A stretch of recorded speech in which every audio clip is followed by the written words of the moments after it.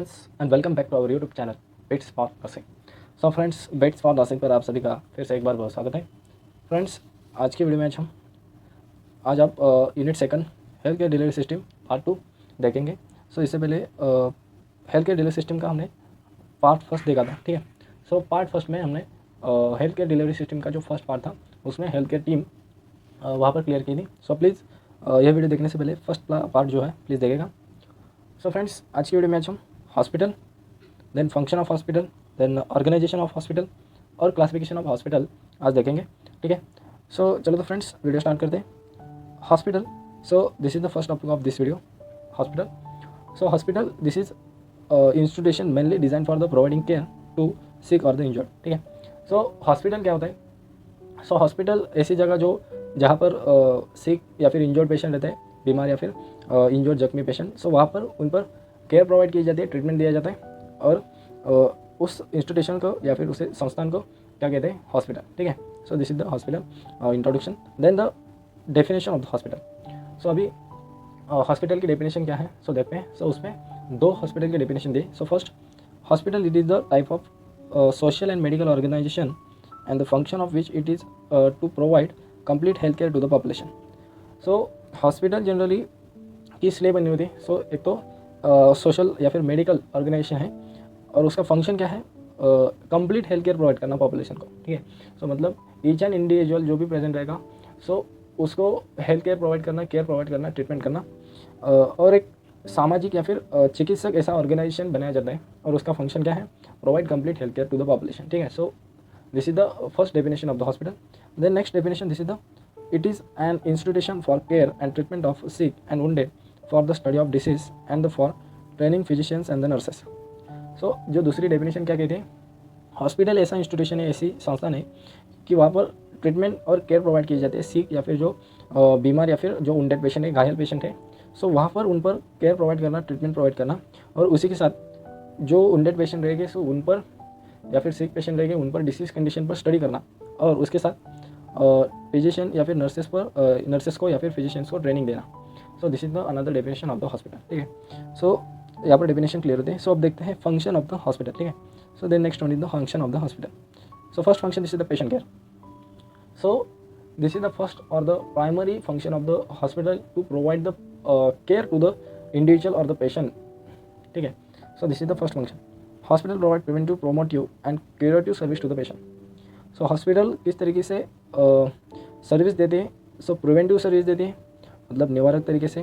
Then promotive service देते हैं, मतलब पेशेंट के डिसीज कंडीशन से उसके हेल्थ पर उसका हेल्थ बढ़ाना या फिर उस पर प्रमोट करना। और curative services, this is another nothing but the preventive as like no, वहाँ पर रोग निवारक ऐसा क्यूरेटिव सर्विसेज प्रोवाइड करना, ठीक है। So this is the first function of the hospital. Next function, this is the diagnosis and treatment of disease. It tries to identify cause of disease or illness by examination, conducting blood test, radiological studies and other investigative procedure, ठीक है। So another function क्या है? So उसमें जो disease condition है या फिर illness है, फिजिकल एग्जामिनेशन करके या फिर एग्जामिनेशन करके डिसीज कंडीशन को आइडेंटिफाई करना, उसके साथ ब्लड टेस्ट हो गए, यूरिन टेस्ट हो गए, स्पुटम टेस्ट हो गए। सो as per like disease condition, on the basis of disease condition we conduct the various types of the tests for the diagnosis of the disease condition. So उसमें for example blood test किया जाता है। सो disease condition में identify करने के लिए वहाँ पर डायग्नोसिस किया जाता है और उसके साथ रेडियोलॉजिकल स्टडीज़, मतलब उसमें सिटी स्कैन, MRI वहाँ पर स्टडी किया जाता है डिसीज कंडीशन को आइडेंटिफाई करने के लिए। और इन्वेस्टिगेटिव प्रोसीजर, मतलब उसमें टेस्ट वहाँ पर हमने जो निकाले सो उसका इन्वेस्टिगेशन करना। So this is the another function of the hospital. The next one is the outpatient services. Outpatient services मतलब OPD. It provide treatment and conduct certain services by ensuring the consultation, investigation, treatment on the care basis without the admission, ठीक है. So OPD patient या फिर OPD services, उसको outpatient services कहते हैं या फिर आउटपेशेंट डिपार्टमेंट जो हॉस्पिटल का एक पार्ट रहता है. सो वहाँ पर विदाउट एडमिशन करके पेशेंट पर ट्रीटमेंट किया जाता है, कंसल्टेशन किया जाता है, डॉक्टर्स वहाँ पर कंसल्टेशन करते हैं, इन्वेस्टिगेशन करते हैं और ट्रीटमेंट वहाँ पर देते हैं. So this is the outpatient services. The next one is the medical education and training. So medical education training में it is the institute that provide training and the education to various category of the health personal, ठीक है. So वहाँ पर एक hospital patient care करना तो first function है, but उसके साथ मेडिकल एजुकेशन और ट्रेनिंग प्रोवाइड करना हॉस्पिटल की तरफ होता है। सो उसमें जो हेल्थ पर्सनल रहते हैं, सो वहाँ पर जो हेल्थ के रिलेटेड कर्मचारी वर्ग रहेगा या फिर वहाँ पर हेल्थ केयर टीम रहेगी, सो वहाँ पर वेरियस कैटेगरी के साथ वहाँ पर मेडिकल टर्म में या फिर मेडिकल साइड से वहाँ पर ट्रेनिंग प्रोवाइड करनी, एजुकेशन प्रोवाइड करनी, this is the another function of the hospital. Next one is the nursing research and medical. To ensure that development of profession take place, various type of research are undertaken to improve the evidence based care. So next function क्या है, nursing research and medical. So for example अभी nurses research या फिर medical में कैसा यहाँ पर आता है। So for example disease condition के on the basis of disease condition we have to provide the care to the patient on the basis of the disease condition, ठीक है। फॉर एग्जांपल क्रिटिकल पेशेंट रहेगा, bedridden patient रहते हैं, सो वहाँ पर trauma होता है पेशेंट को, सो उस कंडीशन में नर्सेस को ज़्यादा रिस्पॉन्सिबिलिटी है कि वहाँ पर पेशेंट को केयर प्रोवाइड करना। So this is the use the word, this is the evidence based care. So this is the nursing research and the medical. The next one is the prevention of the disease. Various screening camp and diagnostic test are plan to detect disease at the early stage. So prevention of disease condition जो ना हो या फिर future में और जो disease condition cause नहीं करी, सो उस वजह से एक स्क्रीनिंग कैंप या फिर डायग्नोस्टिक टेस्ट किए जाते हैं for the detect the disease condition at early stages, ठीक है। सो डिसीज कंडीशन एक तो हो गया या फिर अर्ली स्टेजेस में उसका प्रिवेंशन करना। So prevention is better than to cure. So इस वजह से प्रिवेंशन लेना वो भी फर्स्ट स्टेप में या फिर अर्ली स्टेजेस में, so this is the better, ठीक है। सो वहाँ पर prevention of the disease. The next function this is the promotion of the health. So अभी हॉस्पिटल का अनदर फंक्शन क्या है, हेल्थ को प्रमोट करना। सो हेल्थ को प्रमोट कैसे किया जाता है, various programmes like immunisation, creating educational material and undertaken to promote health. So जो अनदर फंक्शन है हॉस्पिटल का, प्रमोशन ऑफ द हेल्थ, ठीक है, हेल्थ को प्रमोट करना। अभी हेल्थ को प्रमोट करने के लिए different types of the various waves to use for the promotion of the health. So इनमें the first one is immunisation. So immunisation schedule patient पर इम्यूनाइजेशन करके फ्यूचर में उसको डिसीज कंडीशन ना कॉज करे, सो इस वजह से पहले ही प्रिवेंशन लेना, देन उसके साथ हेल्थ इम्यूनाइजेशन करके हम हेल्थ को प्रमोट कर सकते हैं। उसके साथ जो एजुकेशनल मटेरियल जो देना है, मतलब पेशेंट को, जो पेशेंट विलेज से बिलोंग करते हैं या फिर जिनको नॉलेज नहीं होती, सो उन पेशेंट को एक एजुकेशनल मटेरियल अच्छी तरीके से प्रोवाइड करना। फॉर एग्जांपल हैंड वॉशिंग करना, then mouth care, then oral care, ठीक है। सो अच्छी तरीके से हाइजीन करना, मेंटेन करना, ऐसा पेशेंट को कहना, या फिर जिनको जो मेडिकल के रिलेटेड कम नॉलेज रहती है, सो उन पेशेंट को उनको जागरूक करना, ठीक है। So this is the counselling करना, सो बहुत इंपॉर्टेंट रहता है for the prevention to the disease condition या फिर जो डिसीज ना हो, ठीक है। सो उस वजह से पेशेंट को एजुकेशनल मटेरियल देना, this is the another function of the hospital, this is the promotion of the health, ठीक है।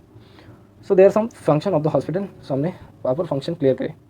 सो अभी देखते हैं ऑर्गेनाइजेशन ऑफ द हॉस्पिटल, ठीक है। सो मतलब हॉस्पिटल का ऑर्गेनाइजेशन कैसा किया जाता है, किस किस सर्विसेज से ऑर्गेनाइजेशन होता है, सो उसमें कौन कौन से सर्विसेज आते हैं, सो सभी स्टेप वाइज देखते हैं।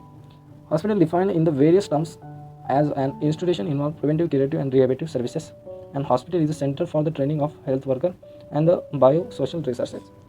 सो hospital this is the institution that involve the preventive, curative as well as rehabilitative services, ठीक है। सो हमने थोड़ी देर पहले क्लियर किया था कि हॉस्पिटल में preventive, curative, then rehabilitative services provide किए जाते हैं पेशेंट को, और hospital this is the centre for the training of health workers. जो हेल्थ वर्कर रहते हैं उनको ट्रेनिंग प्रोवाइड करना for the bio social research, ठीक है। सो हमने फंक्शन में देखा था nursing research and medical, this is like to the related to the this point, ठीक है। So organisation of the hospital, so there has various division through which hospital function. So hospital administration के जो difference division है उससे hospital के function हमको वहाँ पर डिटरमाइन होते हैं। So there are 4 services in which the information service, therapeutic service, diagnostic and the supportive service. So अभी इंफॉर्मेटिव या फिर इंफॉर्मेटिव सर्विस में क्या आता है, इन्फॉर्मेशन में it includes the admission, accounting, human resources and the medical information.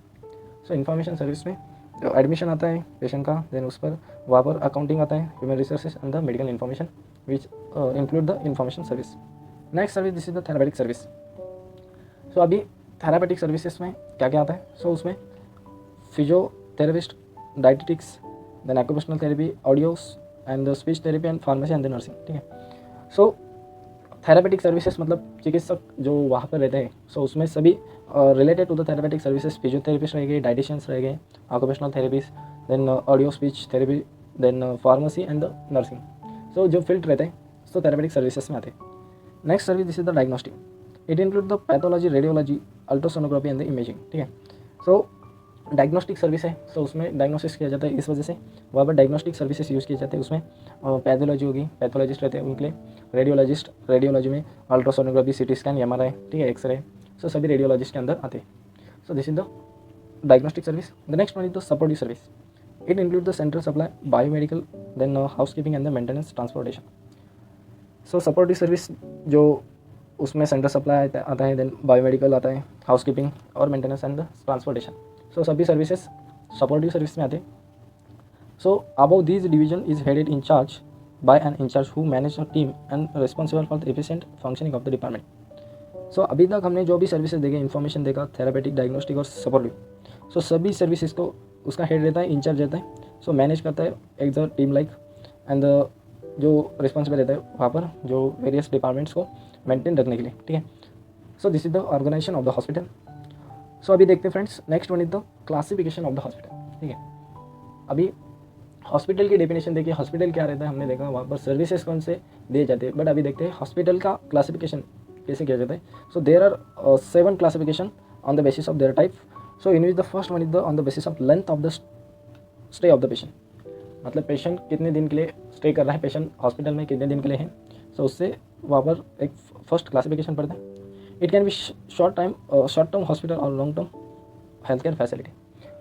So on the basis of stay of the patient in the hospital, so जो उसकी लेंथ है, उस हॉस्पिटल में जो पेशेंट कितने दिन तक रहने वाला है, सो उसे शॉर्ट टर्म हॉस्पिटल और लॉन्ग टर्म हॉस्पिटल या फिर हेल्थ केयर फैसिलिटी, जो फर्स्ट क्लासिफिकेशन होता है। Next classification this is the clinical basis, it can be general hospital और speciality hospital. So clinical basis से दो तरीके से वहाँ पर डिवीजन होता है, एक तो जनरल हॉस्पिटल, सो वहाँ पर जनरल, और next one is the specialist hospital. So specialist hospital में सभी स्पेशलिस्ट वहाँ पर प्रेजेंट रहते हैं, for example dermatologist, oncologist, orthologist, then सभी जो स्पेशलिस्ट रहते हैं on the different types of the on the basis of the system of the body availables of the hospital, such hospital is called as the specialist.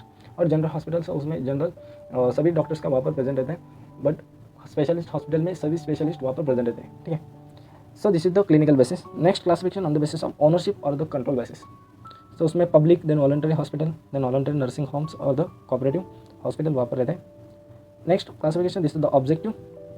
On the objective hospital can classify as a teaching cum research hospital. ठीक है, सो ऐसे hospital रहते हैं, सो वहाँ पर teaching और ज़्यादा research वहाँ पर किया जाता है, सो उस हॉस्पिटल ऑब्जेक्टिव में आते हैं। देन जनरल हॉस्पिटल रहते हैं और specialised hospital and isolation hospital. So सभी जो हॉस्पिटल रहते हैं ऑब्जेक्टिव हॉस्पिटल्स में इंक्लूड किए जाते हैं। Next fifth classification on the basis of the size. अभी on the basis of the size of the bed, this is the defined on the basis of the count of the bed in the hospital. So there are 5 classification on the basis of the size. So in which the first one is the teaching hospital. ठीक है, सो अभी teaching hospital में usually more than 500 beds वहाँ पर लेते हैं, सो गलती से यहाँ पर वर्ड्स हो गए, सो 500 बेड्स के हॉस्पिटल टीचिंग हॉस्पिटल्स उनको कहते हैं। नेक्स्ट हॉस्पिटल डिस्ट्रिक्ट हॉस्पिटल में 200 to 300 बेड्स वहाँ पर रहते हैं। तालुका लेवल्स के हॉस्पिटल वहाँ पर 50 to 100 बेड्स रहते हैं। देन कम्युनिटी हेल्थ सेंटर और प्राइमरी हेल्थ सेंटर, कम्युनिटी में 25 to 50 बेड्स और प्राइमरी हेल्थ सेंटर में 5 to 15 बेड्स वहाँ पर रहते हैं। ठीक है, so on the basis of the size, so there are 5 classification of the hospital. Then the next classification this is the management. ठीक है, so on the basis of the management, so this is the another type of the hospital. So on the basis of management there are 3 types, union government, state government and the private hospital. ठीक है, सो जो management पर मतलब जो manage कौन कर रहा है हॉस्पिटल से, उस पर फॉर एग्जांपल गवर्नमेंट हॉस्पिटल रहते हैं, उसके बाद स्टेट गवर्नमेंट के हॉस्पिटल और प्राइवेट हॉस्पिटल जो प्राइवेट डॉक्टर्स चलाते हैं। ठीक है, and last classification this is the system of the medicine in with the Ayurveda and the homeopathy. ठीक है, सो आयुर्वेदा और होम्योपैथी अपने हॉस्पिटल देखे होंगे, इंडिया में आयुर्वेदा को बहुत वैल्यू है। ठीक है, सो आयुर्वेदा और होम्योपैथी, सो वहाँ पर हमारा क्लासिफिकेशन क्लियर होता है फ्रेंड्स। सो रिमेनिंग पार्ट जो है हेल्थ केयर डिलीवरी सिस्टम का हम नेक्स्ट क्लास में देखेंगे। सो थैंक यू फ्रेंड्स, आज का वीडियो कैसा लगा हॉस्पिटल का, हमने हॉस्पिटल उसके क्लासिफिकेशन देन फंक्शन और ऑर्गेनाइजेशन क्लियर किए। सो रिमेनिंग पार्ट हम नेक्स्ट क्लास में देखेंगे। सो तब तक के लिए थैंक यू फ्रेंड्स। फिलहाल ये वीडियो कैसा लगा कमेंट करके बताएगा। वीडियो पसंद आए तो वीडियो को लाइक कीजिए, शेयर कीजिए, चैनल को सब्सक्राइब कीजिए। सो नेक्स्ट वीडियो आने तक take care, wish all the best. Thank you friends.